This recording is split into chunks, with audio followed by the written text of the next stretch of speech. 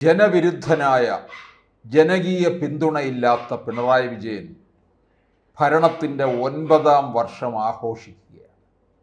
എന്തിൻ്റെ അടിസ്ഥാനത്തിൽ? നിരവധി പ്രതികൂല സാഹചര്യങ്ങളെ ഒക്കെ തന്നെ അനുകൂലമാക്കി മാറ്റാനുള്ള ഒരു പ്രത്യേക കഴിവ് CPM-നും പിണറായി വിജയനുമുണ്ട്. CPM-ന് പണ്ടേ അക്കാര്യത്തിൽ വളരെ ബിരുദുള്ളവരാണ്. കോവിഡ് കാലത്ത് തന്നെ നോക്കണം. അതായത് കോവിഡിനെ തനിക്ക് അനുകൂലമാക്കി മാറ്റിക്കൊണ്ട് കാര്യങ്ങൾ മുമ്പോട്ട് കൊണ്ടുപോയി എന്നുള്ളതാണ് എടുത്തു പറയേണ്ട കാര്യം. പല കേന്ദ്ര വിഹിതവും കിട്ടിക്കഴിഞ്ഞപ്പോൾ അത് സംസ്ഥാന സർക്കാരിൻ്റെ ഒരു ക്രെഡിറ്റാക്കി അത് ജനങ്ങളുടെ മുമ്പിലേക്ക് കൊണ്ടുവരികയും തുടർന്ന് വോട്ട്, അതായത് പിണറായി വിജയനിലെ വലിയൊരു പിന്തുണയോടുകൂടി 2021 അധികാരത്തിൽ വരികയും ചെയ്തു എന്നുള്ളതാണ്. 2021 മുതൽ നിരവധി പ്രശ്നങ്ങളാണ് അഭിമുഖീകരിക്കുന്നത്. അവിടെയാണ് ജനകീയ പിന്തുണ നഷ്ടപ്പെട്ടു തുടങ്ങിയത്. ആ ജനകീയ പിന്തുണ നഷ്ടപ്പെട്ടതിൻ്റെതായ നിരവധി കാരണങ്ങളാണുള്ളത്. ആ കാരണങ്ങൾ വെച്ച് നോക്കുമ്പോൾ ഇവിടുത്തെ പ്രതിപക്ഷം അവർക്ക് അനുകൂലമായ ഒരു സാഹചര്യം ഉണ്ടാക്കി മാറ്റാൻ സാധിച്ചില്ല എന്നുള്ളതാണ്. നിരവധി സംഭവങ്ങൾ കിട്ടിയെന്നുള്ളതാണ്. അതെല്ലാം തന്നെ അവർ കൈയും കെട്ടി നോക്കി നിൽക്കുക മാത്രമാണ് ചെയ്തത്. അതുകൊണ്ടെന്തുണ്ടായി? ദുഷ്ടൻ പന പോലെ വളരും എന്നുള്ളതുപോലെ, എന്ന് പറയുന്നത് പോലെ പിണറായിയും CPM-ഉം പന പോലെ വളർന്നു. അതുകൊണ്ടാണ് അവരിപ്പോൾ 3ാം തവണയും അധികാരത്തിൽ വരാം എന്നുള്ള അമിത പ്രതീക്ഷ വെച്ച് പുലർത്തുന്നത്. അമിത പ്രതീക്ഷ മാത്രമല്ല, പിണറായി ഹാട്രിക് തികയ്ക്കുമെന്നുള്ളതാണ്. കാരണം BJP കേരളത്തിൽ ഒരു സ്പേസ് ഉണ്ടാക്കി തുടങ്ങിയിരിക്കുന്നു. അത് കേരളത്തിലെ ഈ കോൺഗ്രസ്സുകാരന്മാർക്ക് മനസ്സിലാക്കാൻ കഴിഞ്ഞിട്ടില്ല, അതിനനുസരിച്ച് പ്രവർത്തിക്കാൻ കഴിഞ്ഞിട്ടില്ല എന്നുള്ളതാണ്. കാരണം പലതരത്തിലുള്ള സാഹചര്യങ്ങൾ ഉണ്ടാകുമ്പോൾ പോലും ആ ജനകീയ പ്രശ്നങ്ങളെ മുന്നിൽ നിർത്തിക്കൊണ്ട് പ്രതിഷേധിക്കാനായിട്ട് പ്രതിപക്ഷത്തിന് കഴിയുന്നില്ല. 2024 അവർക്ക് 18 സീറ്റ് നേടി എന്നുള്ളതിൻ്റെ അഹങ്കാരത്തിൽ അങ്ങനെ നിൽക്കുകയാണ്. അതുകൊണ്ട് കേരളത്തിലെ UDF തന്നെ 2026 അധികാരത്തിൽ വരും എന്നുള്ളൊരു കണക്കുകൂട്ടലാണ് ഇവർ നടത്തിക്കൊണ്ടിരിക്കുന്നത്.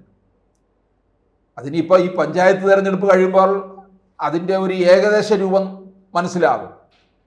പഞ്ചായത്ത് തിരഞ്ഞെടുപ്പിൽ അങ്ങനെ ഒരു കൃത്യമായിട്ട് കിട്ടില്ല എങ്കിലും ഒരു ചായ്വ് ഏത് തരത്തിലാണ് എന്ന് മനസ്സിലാക്കിയെടുക്കാൻ കഴിയും.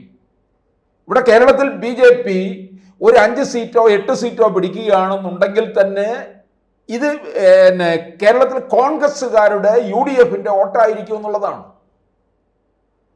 അപ്പോൾ ഇത് പിണറായിക്ക് അനുകൂലമായിട്ട് മാറുന്ന ഒരു കാഴ്ചയാണ് നമ്മൾ കാണാൻ പോകുന്നത്.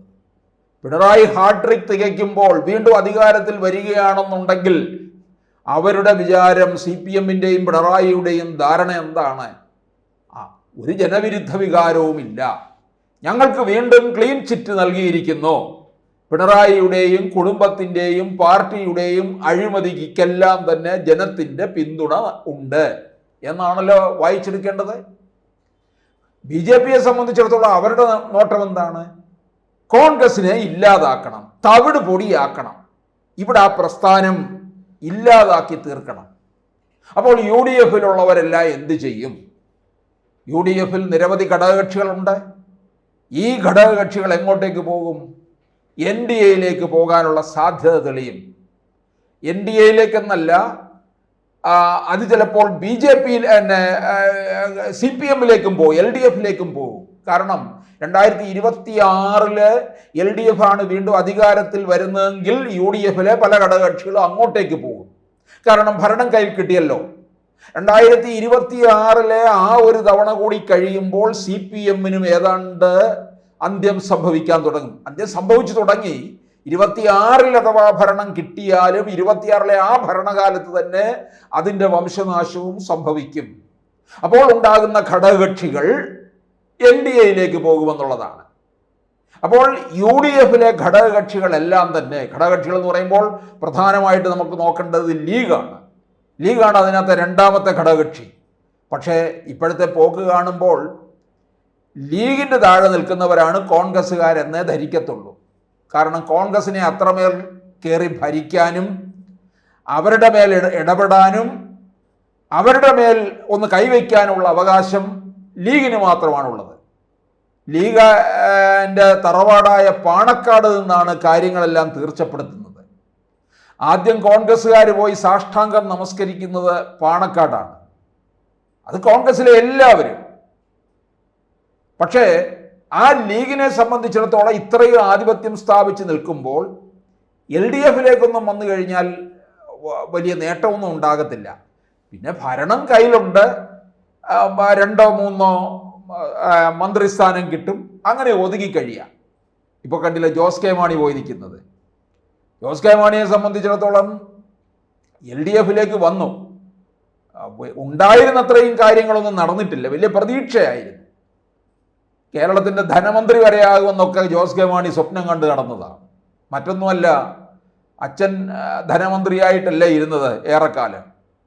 കെ എം മാണി എന്ന് പറഞ്ഞാൽ കേരളത്തിലെ ധനകാര്യ വകുപ്പെന്നാണല്ലോ നമ്മൾ ഓർത്തിരുന്നത്. അങ്ങനെ സ്വപ്നം കണ്ടിരുന്നു. എന്തിന് അത് ജയിച്ച് നിയമസഭയിൽ പോലും വരാൻ കഴിഞ്ഞില്ലല്ലോ. അത് CPM-കാർ തന്നെ അങ്ങനെ ആക്കി വെച്ചു കൊടുത്തു. വന്നു കഴിഞ്ഞാൽ ബാർഗെയിൻ ചെയ്യും.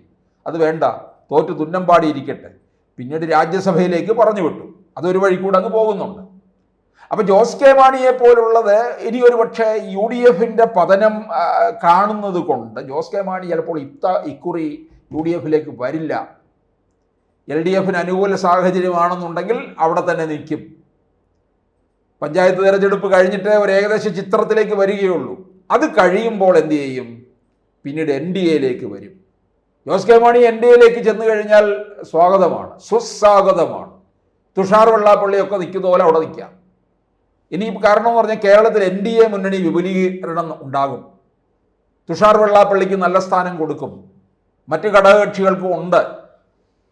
രാജീവ് ചന്ദ്രശേഖർ സീറ്റ് വിഭജനമൊക്കെ നടത്തുമ്പോൾ പോലും കണക്ക് കൂട്ടുന്നത് ഏതാണ്ടൊരു 10-40 സീറ്റുകൾ മാറ്റിവെച്ചിരിക്കുകയാണ്. ഇതിൽ 20 സീറ്റോളം ക്രൈസ്തവർക്ക് വേണ്ടി മാറ്റിവെച്ചിട്ടുണ്ട്. കൂടാതെ ഒരു 20 സീറ്റ് മറ്റു പാർട്ടികളിൽ നിന്ന് വിട്ടുവരാൻ സന്നദ്ധത അറിയിച്ചിട്ടുള്ളതും താല്പര്യം കാണിച്ചിട്ടുള്ളതുമായ നേതാക്കന്മാരുണ്ട്. അവരുടെ വിശ്വാസ്യതയൊക്കെ കണക്കിലെടുത്തുകൊണ്ട് അവർക്ക് കൂടി സീറ്റ് കൊടുക്കണം. അങ്ങനെയും സീറ്റ് മാറ്റി വെച്ചിരിക്കുകയാണ്. ഇത് രാജീവ് ചന്ദ്രശേഖർ വെറുതെ മനപ്പായസം ഉണ്ണുകയല്ല, കൃത്യമായ കാര്യങ്ങളൊക്കെ മനസ്സിലാക്കിക്കൊണ്ട് തന്നെയാണ് മുമ്പോട്ട് പോകുന്നത്. അപ്പോൾ അതിൻ്റെ അർത്ഥം UDF ഘടകകക്ഷികളിൽ നിന്ന് ഇങ്ങോട്ടേക്കുള്ള ഒഴുക്കുണ്ടാകും എന്ന് മനസ്സിലാക്കുന്നുണ്ട്.